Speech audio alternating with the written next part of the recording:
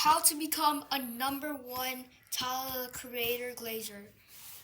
First, get photos, pictures, or like posters of him, so that you could draw or like print to like put on your wall. Second is get all like some of his vinyls and like some of his CDs. Yeah. Last one is listen to his music 24/7. So here's me listening to the Wolf one, and yeah, that's it.